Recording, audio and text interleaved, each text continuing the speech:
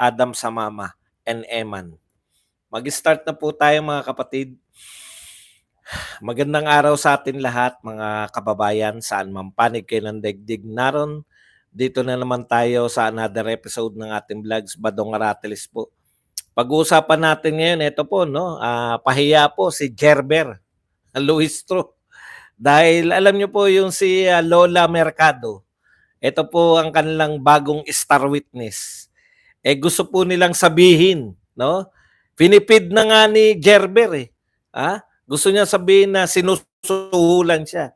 Pero mismo yung witness na nila. Witness na nila, hindi pa masabi ng direkta na siya ay sinuhulan. Thank you very much Elijah TV sa Hong Kong. 25 Hong Kong dollars. Nakakahiya talaga. Papakita ko sa inyo, yung mga napapahiya yung mga yan, papakita natin talaga yan. Okay, pag-usapan din po natin, sabi po ni Raulo Manuel, ano raw po, parang bulak-bulera. Pwede raw ikumpara sa nagbubulakbol itong si BP Sara. Hindi pala, mas malala pa sa estudyanteng nagbubulakbol. Hindi, no? Ano ba kayo, teacher? Pag-uusapan din po natin, ito po, yun nga po, nalulungkot daw sila. Itong si Sia Adjong, no? Selective daw si BP Sara. Ang feeling niya talagang na ano sila. Ano ba sila?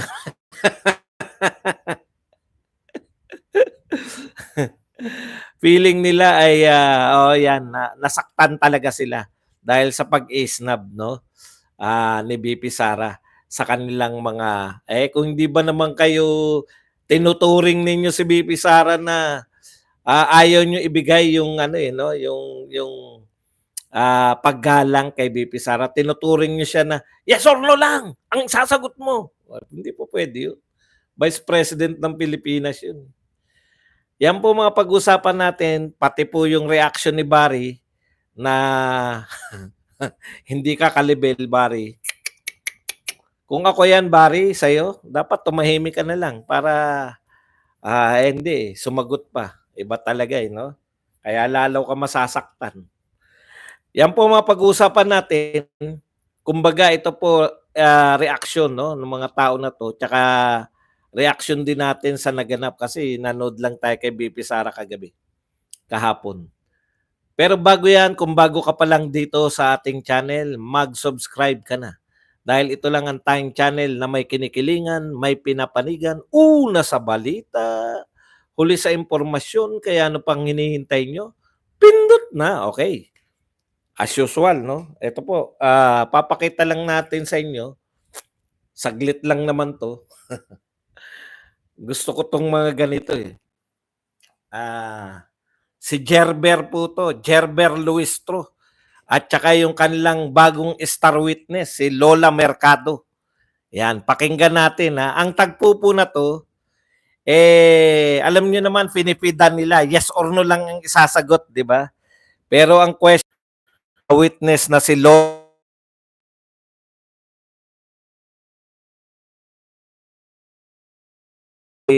BP Sara ay sinuhulan siya. Okay, pakinggan natin ang pagkapahiya ni Gerber. So, lang sa because you feel so uncomfortable. Do you confirm?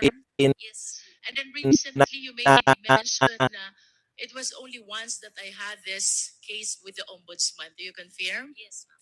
And you also made mention that you wish to protect yourself. Do you confirm? Yes.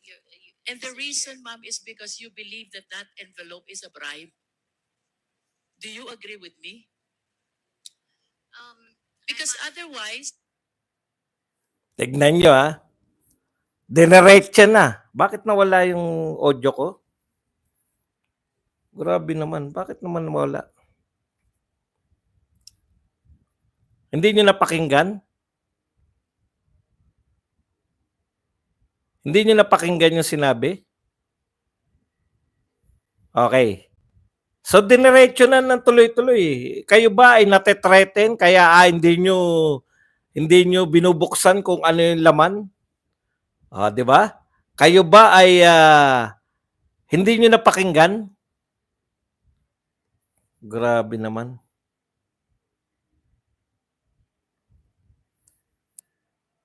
Ulitin natin. Tignan nyo po kung paano magtanong ha. Parang gusto talaga nila sabihin na bribe ako ni BP Sara. And you did not open the envelope because you feel so uncomfortable. Do you confirm? Yes. And then recently you made mention na it was only once that I had this case with the ombudsman. Do you confirm? Yes, ma'am. And you also made mention that you wish to protect yourself. Do you confirm? Yes. And the reason, ma'am, is because you believe that that envelope is a bribe. Do you agree with me? Tumigil si Lola. Because otherwise, you will not appreciate the job as difficult. You will not uncomfortable opening what you believe is allowance. You will not be thinking about the ombudsman case. You will not be thinking about protecting yourself.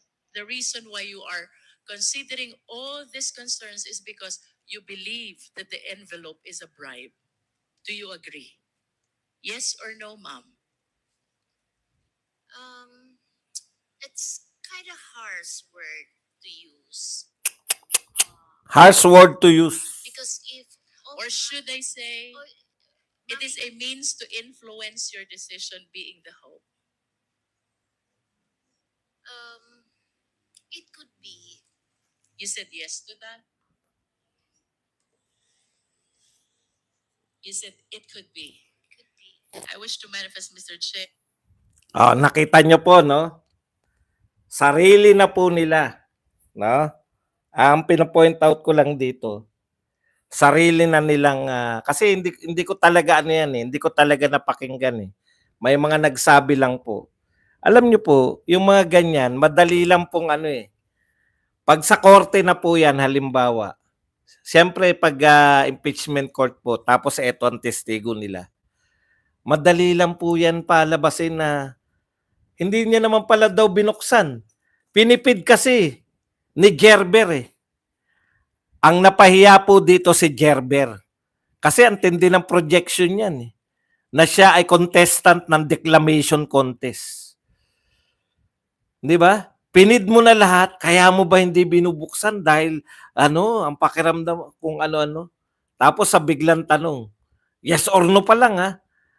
Alam niyo po, hindi po korte yan. Yan ang malaking pagkakaiba nila eh. Hanggat maaari, kung maipapaliwanag ng mga resource person ninyo, yung gusto nilang sabihin. Kasi wala naman kayo sa korte. Hindi rin naman debate na, sa debate po kasi, yung may gano'n pong gano'n, yes or no lang ang isasagot mo pag panahon ng interpolation. Ang point lang dito, sarili nyo ng testigo laban kay BP Sara. Hindi pa nakaharap si BP Sara. Una, wala naman siyang sinabi na direkta. Direkta si BP Sara nagbigay? Hindi naman eh. Galing, may nagsasabi, yung nagbibigay sa kanya, galing yan kay BP Sara. Hindi nyo po matetrace yan. Ano sabi ni BP Sara? Asan yung paper trail na galing sa akin yan? Di ba? Kasi nalalabuan ako nung nakita ko to, ay ganyan lang pala sinabi. Kaya kita nyo, hindi nila mabanggit na sinuhulan siya ni si Lola Mercado ay sinuhulan ni BP Sara. Kahit yung mga press na alam natin na kalaban ni BP Sara. Hindi nila masabi na may headline na BP Sara nanuhol. Walang ganun eh. BP Sara bribe. Wala po ako nakitang headline na ganun eh. Kasi mabigat po yun. Vice President ng Pilipinas yan. Kahit na yun yung gustong sabihin ni Berger, yes or no na lang isasagot, hindi pa. Hindi nakisama sa script. Pero ganun pa ma'am, binanatan pa rin siya ni BP Sara. Kaya kasi nibak eh. Alam niyo po ba kung magkano lang yung pinag-uusapan natin na pinalalaki nila ng gusto? 450,000 lang. Ni wala pa pong kalahating milyon. Wala pa pong kalahating milyon. Bilyon-bilyon ang mga pinag-uusapan nating nawawalang pondo. Ang binibintang kay BP Sara, wala pa pong kalahating milyon. Grabe, no? Hirap na hirap, tama si BP Sara, hirap na hirap itong mga tao na 'to na maghagilap ng ikakaso nila kay BP Sara. Wala talaga, eh. Wala talaga silang mapiga. Mamaya pupunta po tayo ro'n sa kanilang chairman, si Chairman Chua. Sa interview niya naman dito sa mga dyaryo-dyaryo, sa balita sa dyaryo. Kasi napakasimple po. Lahat po ng mga kinasuhan na impeachment, kahit po yung mga hindi nakapasa, meron binibintang. Basic po yun. Ano ang binibintang ninyo kay BP Sara? Eto nga, hindi mapagbintangan ni Lola Mercado. Hindi niya masabi na sinuhulan siya. Ang tanging nasasabi niya, tumatanggap siya ng 50,000. Magkano yung kabuuan na yan? 450,000. Kung talagang nang i-impluensya si BP Sara, anong kumpanya yan? Imbestigahan niyo yung kumpanyang na-impluensyahan.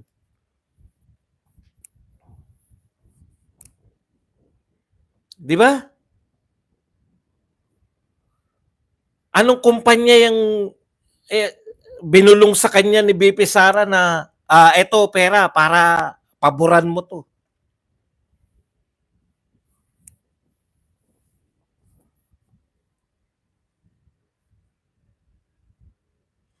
Okay.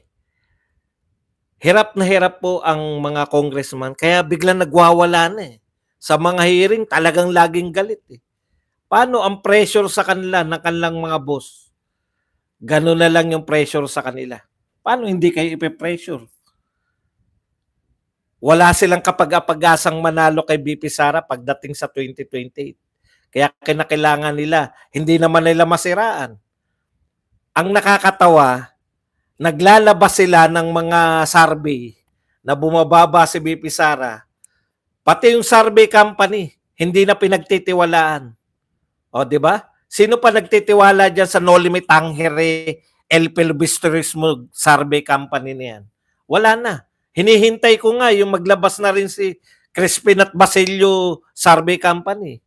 Hinihintay ko rin si Sisa survey company. O, No Limit Tangere na. Pati survey, No Limit Tangere. Pangalan na pangalan pala, hindi mo na pagtitiwalaan. Ugatin mo kung sino yung nagpapasurvey. Manila Bulletin. Bulletin? O, yung isa pa, Octa Arts Dancers. Pag-survey rin nyo na rin yung Weya Dancers, United Motion Dancers, Backstreet Boys Dancers, ha? BIP, Vilma In Person Dancers. Mag-survey na rin para lumabas kayong matataas sa survey.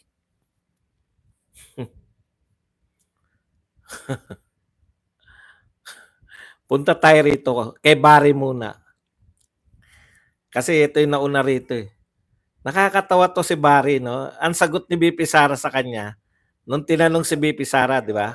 Spokesperson ni Vice President Lenny na si Sir Barry, feel nila nagamit po sila. Nagamit po yun. Sa tanong kay BP Sara na nagamit, no? Di ba? Tinanong si BP Sara, ano po masasabi nyo kay Barry Gutierrez na feeling daw nila nagamit sila ni BP Sara?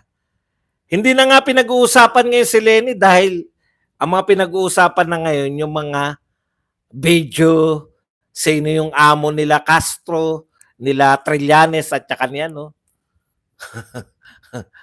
Ano sabi ni BP Sara? Si Barry, kung meron akong sasagutin, dito lang ako sa taas.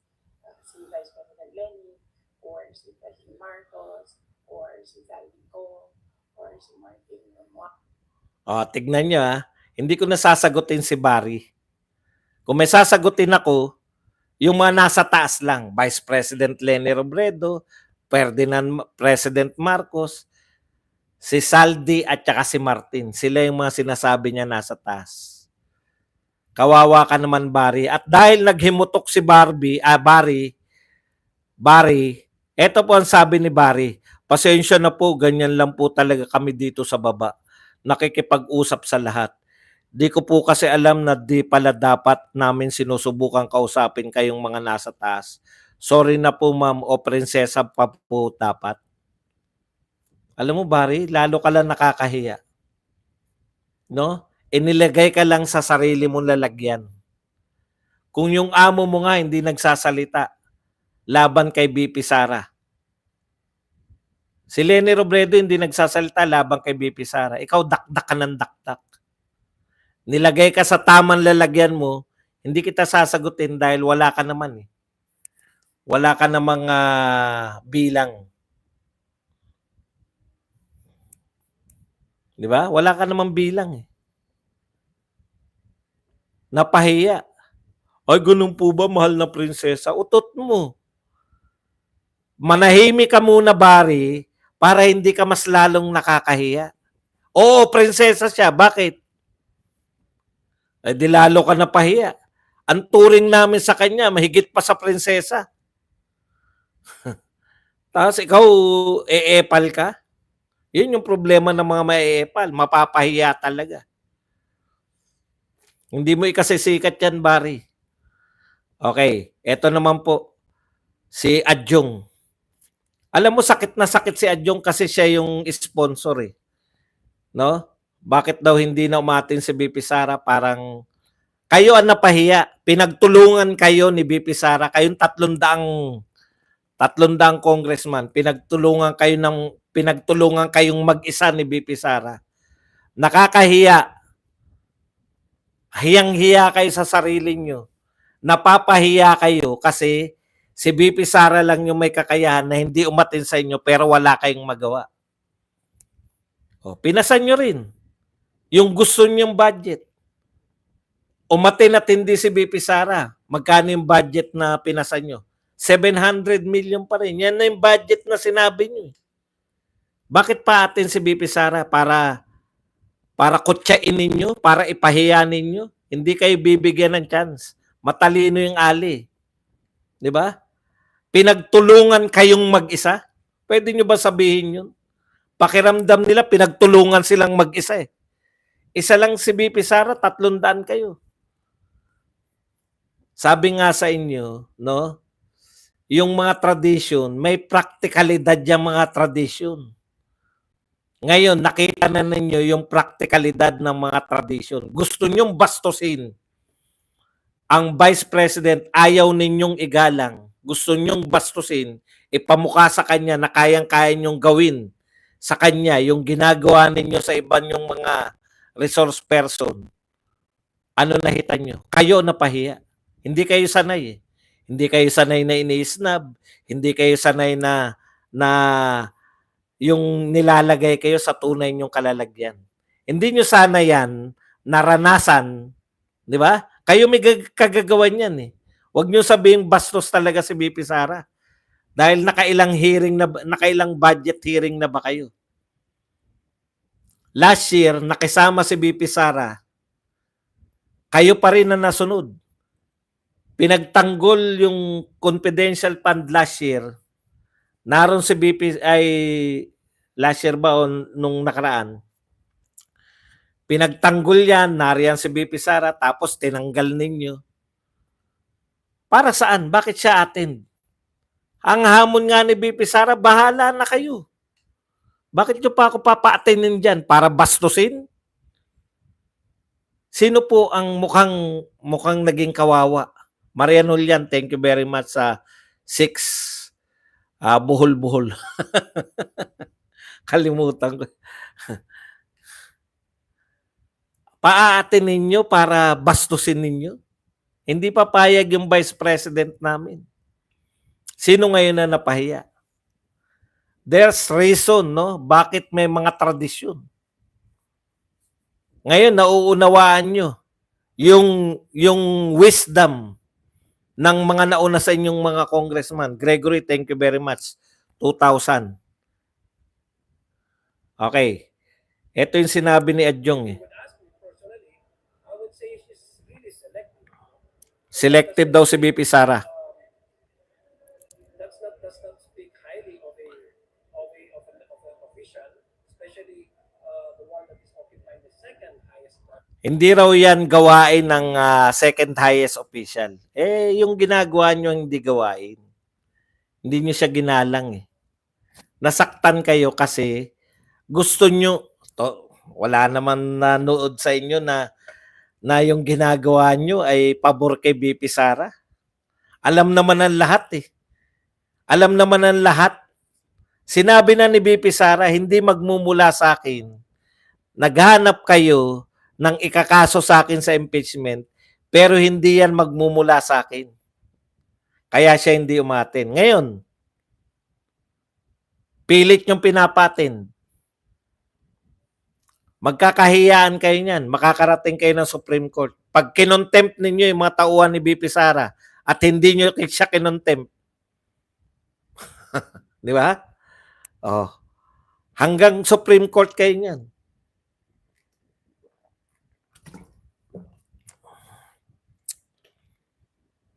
Matataplaugan kayo. Okay. Punta tayo rito kay ano. Meron lang po tayo rito Sabi nito, eto lang muna. Yung sinabi ni Manuel. Inisa-isa niya, hindi umaten si BP Sara. Inisa-isa niya yung kung kailan hindi umaten. Kaya ang konklusyon ni Manuel, mas malala pa sa estudyante nagbubulakbol si BP Sara. Pero hindi natatawa si Adjong eh. Nakasimangot pa rin si Adjong. Alam po ninyo, eto sa totoo lang kinukumpara niya yung estudyante si BP Sara na nagbubulakbol. Eto analogy ko naman. Wag na tayong lumayo sa DepEd. Yung pamiting ninyo diyan, no? Kung ikukumpara nyo si BP Sara, kasi ganito sinasabi nila eh. Pinapatawag namin ang Vice President, hindi dumadalo. Parang bulakbol na estudyante. Bakit teacher ba kayo? Pag yung teacher yung pwedeng magsabi sa estudyante na siya ay bulakbol, yung mas mataas sa kanya, teacher. Di ba? Okay. Nagpapatawag kayo ng, eto talaga, totohanan to Bigyan natin kayo ng magandang halimbawa. Yung po bang presidente ng Pilipinas, sinasalang niyo yung budget sa Congress? Opo, sinasalang po. Umaattend ba yung presidente ng Pilipinas? Hindi. Hindi rin umaattend. Yung nasasaktan ba kayo pag hindi umaattend yung presidente ng Pilipinas? Hindi po. Hindi sila nasasaktan. In fact, ipinapasa nila kaagad. Hindi nila tinatanong yung mga representative kung para saan to, bakit kami confidential fund. May confidential fund din ba yung Office of the President? Meron po. In fact, yung mas mababa pa sa Office of the Vice President, yung department, iba't ibang departamento under ng Office of the President, meron din silang confidential fund. Meron din. Meron din pala. Nanghingi ba yung House of Representative ng anong tawag diyan? Paano ginastos yung confidential fund ng mga iba't ibang departamento? Hindi nanghingi ang House of Representative? Sino lang ang hiningan nila sa COA? Vice President lang, ni hindi sila nagpanggap. Halimbawa, kung ako kasi yan, no, para ipakita ko na fair ako, pag sinabi sa akin ng Vice President, sinisingle out nyo kami. Hindi po, Madam Vice President. Katunayan, hiningan din namin ng confidential fund report yung PNP, yung DILG, yung Department of National Defense. Kung ako namumuno dun, hindi. Pinamumukha ng pinuno ng HOR, makapangyarihan kami. Kaya naming isingle out ka. Office of the Vice President lang, COA, pengi kami. Bakit po hindi, kung ako naman COA, bakit hindi nyo po hingan din yung ibang Ayaw namin Hindi naman si Vice President yan. Kaya wag nyo sabihin na patas-patas kayo dyan. Wag nyo rin sabihin na hindi nyo pinag-iinitan si Vice President. Pag initan nyo, mas mababa kayo sa Vice President. Ipinamumukha lang sa inyo ni VP Sara ngayon kung ano lang kayo. Sa analogy nito na parang nagbubulakbol na estudyante, mali po yan. Ganito po yan para mas maunawaan nyo. Anong tawag sa pinakamataas sa region sa DepEd? Regional Director ng DepEd. Ikaw, PTA ka. PTA ako ng isang halimbawa, San Andres Bukid Elementary School. PTA ng Section 1, Grade 6 Section 1. Regional Director ng NCR. Pinadalo ko sa meeting. Para lang maunawaan yung ginawa nila kay BP Sara. Pinadalo ko sa meeting yung Regional Director. Natuwa yung Regional Director. Baka kaiba tong PTA na to. Section 1, Grade 6 Section 1. Pumunta dun out of curiosity siguro. Di ba? Pinakamataas siya sa buong NCR. Pinatawag siya ng San Andres Bukid Elementary School, PTA. Natuwa naman siya. Pagdating dun, imbis, siyempre, in-expect niya po siya, pa-welcome, may mga sasabitan siya ng mga borloloy, ribbon, pa-picture. Aba, hindi yun. Pinaupo doon at umupo ka dyan, Regional Director. Eto mga problema namin sa'yo. Yes or no lang isasagot mo. Kasasagot ng iba. Yes or no lang. Puta, nagulat yung Regional Director. PTA lang to. Sunod na inimbita. Hindi nila napiga. Nabastusan . Next, nagpatawag uli yun. Next month, nagpatawag uli. PTA. Hindi na umatin ng director. Nagpatawag uli na nagpatawag, hindi na umatin. Sasabihin nyo, bastos dahil hindi umatin sa PTA. Sa totoo lang po, para lang kayong PTA. Kumpara sa Vice President. Realization, gusto nyo ikumpara na bulakbol na estudyante. Kayo, PTA, hindi ko po nilalang yung PTA, malaki po tulong ng PTA. Pero PTA kayo ng isang eskwelahan, ipapatawag nyo yung regional director, tapos babastusin nyo. Pwedeng hindi umattend.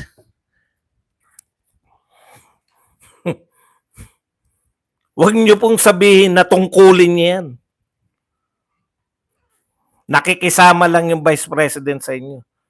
Nung sinabi ng Vice President, hindi na siya atin, may nagawa ba kayo? Siniro budget nyo ba? Hindi nyo naman kayang isiro budget. Di ba? Dahil yan, binoto yan ng 32 million. Kayo, ilan ang bumoto sa'yo, Manuel? Hindi ko alam kung ilan ang bumoto dyan. Baka pag ikaw ang tumakbo, hindi ka mananalo. Kaya ka nanalo dahil kabataan party list ang dala-dala mo.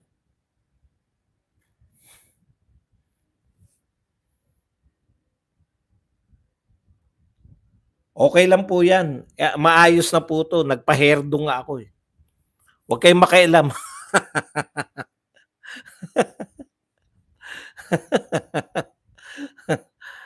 Self-respect. Grabe naman.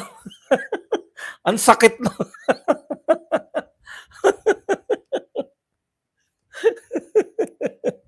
Ang tindi naman. Wala akong self-respect agad porket ganitong pagmumukha ko. Grabe naman kayo. Ay, nako. Patutulungan na kita, Eden. Para naman ikaw ay makapag-isip-isip ng self-respect. Akala ko simpleng sana magsuklay ka man lang, boss. Tinulungan na kita. Kung suklayin mo lang sarili mo, matatawa pa ako . Pucha, self-respect agad? Pwede bang suklayin mo lang yung buhok mo? Galit ka ba? May kamag-anak ka bang congressman? Sa totoo lang po, nilalagay lang po kayo . Si Barry nga, hindi sinagot dahil mga matataas lang yung sasagutin. Nawalan ako ng self-respect. Grabe. Pasensya na po ha. Kala ko, kala ko yung hilatsan ng pagmumukha ko, may self-respect ako. Wala na pala. Pasensya na po. Ganyan talaga eh. Okay. Punta na po tayo rin. Kaliligo ko lang po. Natulog lang po ako. Okay, punta na po tayo rito sa chairman na si Chua. Sabi ni Chua, at hinedline po ng Philippine Star, scale of BP Sara's alleged fund misuse breaches plunder threshold. Tindi, no? Kung tatagalogin natin, sa lawak, sa laki, sa lawak ng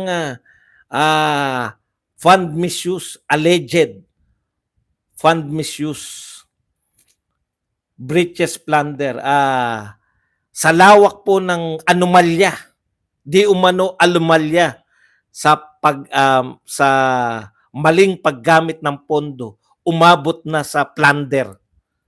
Ayon po kay Chua ng hindi, no? Ang bigat eh, no? Ang plunder po kasi, para ka makonsider na plunder, nagnakaw ka ng 50 million pataas. Yan po ang kahulugan ng plunder sa Pilipinas. So kung ang ninakaw mo ay 49 million pababa, graft and corruption yan. Pero pag ang ninakaw mo ay 50 million pataas, plunder na yan.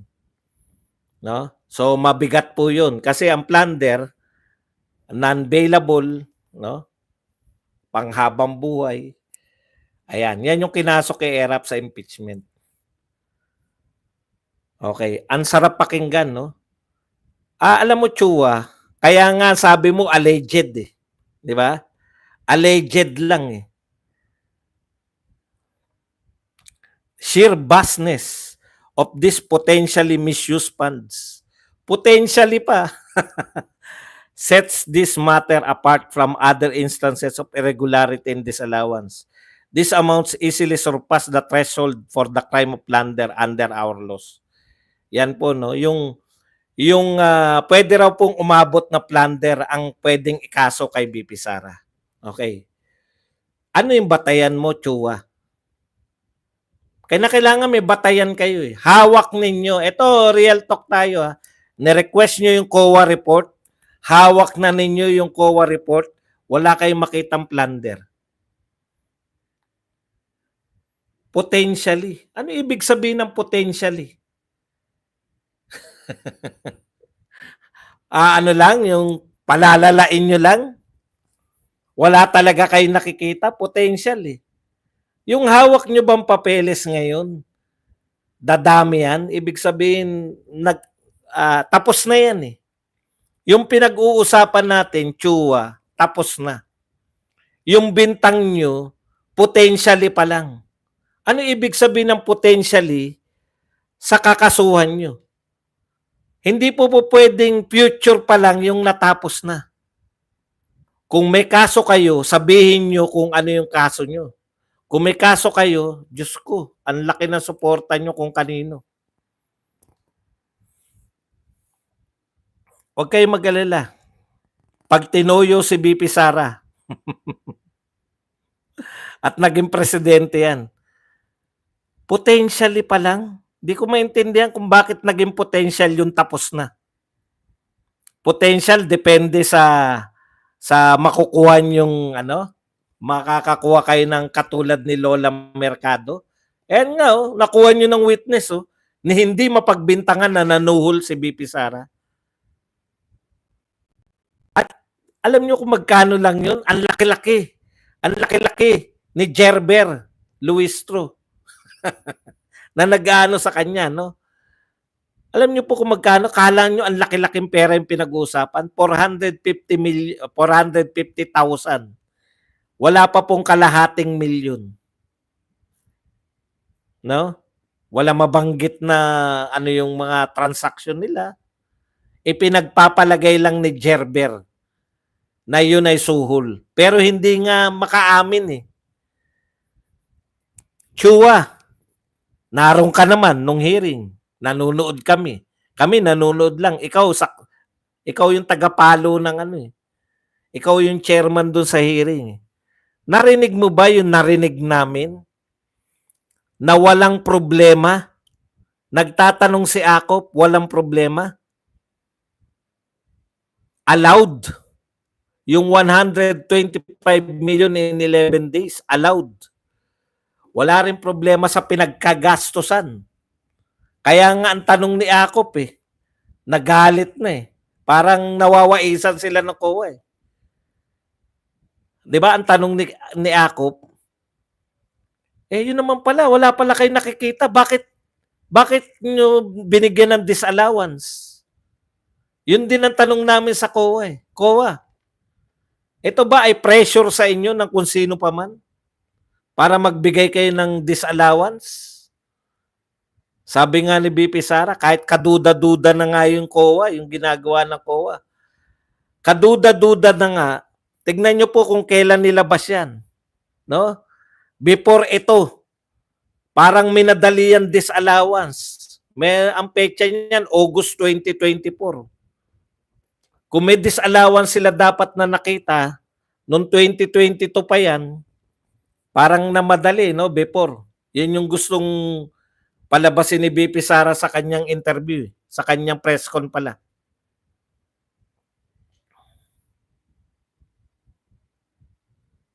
Kaya nung binubusisi ni Akop na wala sila nakikita allowable, pwede. Sinasabi nga ni Akop, naging investigador ako, parang imposible. Parang imposible sa inyo.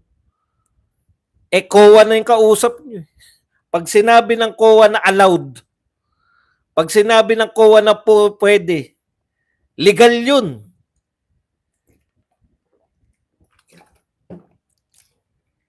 Totoo po, para po hindi sila ganong mapahiya, nanghingi na lang sila kunwari ng mga papeles na hawak ng COA. Pati nga yung mga listahan ng mga safe houses, hiningi na nila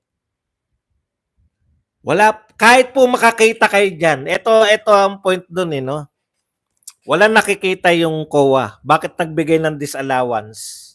Kaya yung COA malilintikan pagka hindi umayos-ayos Kaya nagbigay ng disallowance kasi nga may mga papeles lang. Papeles na pwede pang ihabol. Kaya nga sabi, nagtataka nga kami rito sa COA, sabi ni BP Sara. Pero ganun pa man, sumusunod pa rin kami kung ano hinihingi sa amin. Alam niyo po, nakikipag-deal po kami dyan sa mga auditor. Ganyan po talaga. Nakapagbigay ka na ng mga papeles, may makikita pa sila, trabaho nila yan Pag may nakita pa sila, di ba? May makikita pa sila, bibigay ka na naman. Yun lang po yun. Bibigay lang po ng papeles. Yung sinasabi yung dami ng alleged misuse, alleged nga potentially. Biruin mo mga salita yan, allegedly, potentially. Wala nga kayong matukoy na kaso Ano ba ang ninakaw? Magkano ang ninakaw? Yan yung sinasabi ni BP Sara na hinahanapan nyo. Pinapaatin nyo siya para magmula sa kanya yung sabihin nyo. Di Kasuhan nyo na hindi umatin. Impeach nyo si BP Sara. First time. Ipapakulong dahil impeach. Ano mo nyo pala, contempt. First time, ipapakulong ang Vice President ng contempt. Co-equal kayo, hindi nyo under si BP Sara.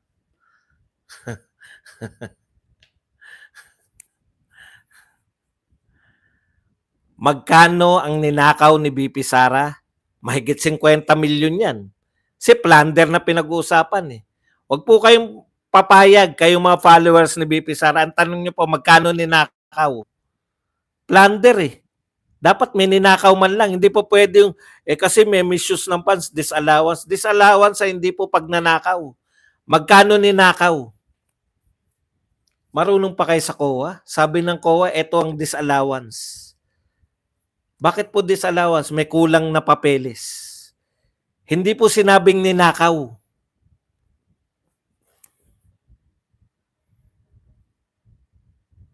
Kakasuhan nyo ng plunder, wala pala ninakaw. Hindi po proof.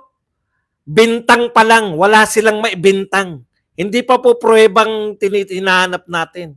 Pag nagbintang na sila, nanuhol si BP Sara, nagnakaw si BP Sara, tsaka lang manghingi ng proof. Wala pa po silang binibintang. Potentially. Hindi po bintang yung potential. Yung hilatsa ng pagmumukha mo, potential na mukha ka magnana. Parang ganito po yan. Bakit nyo po ako hinuli? Mukha ka magnanakaw eh. Mukha magnanakaw. Yun yung gusto nila sabihin eh. Bakit nila, pinalulutang nila, parang may ninakaw to eh. Sa dami ng hinawakang pera nito, parang may ninakaw. Wala po sila. Mukhang nanuhol eh. Kasi nagbigay ng mga mukhang nanuhol. Tama po ba? Sinuhulan ba kayo? Hindi ko masasabing suhol. Kasi kuhol mo. Hirap na hirap. No? Talunin nyo si BP Sara ng parehas. Hindi yung hirap na hirap kayo maghanap ng ikakaso. Yan lang po ang ating topic. Pwede na po kayong magbigay ng inyong